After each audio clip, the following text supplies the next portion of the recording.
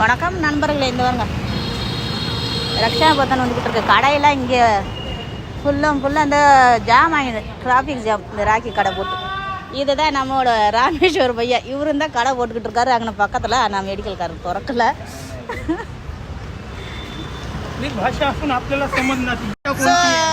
அவர் ராக்கி கடை போடுவார் மெடிக்கல் முன்னாடி. ஸோ ரக்ஷாபந்தன் வந்துக்கிட்டு இருக்கு.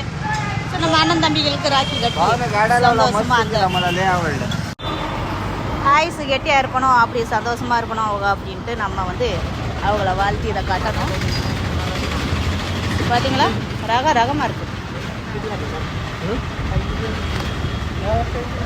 இது துணி கடைக்கு ஆப்போசிட்டு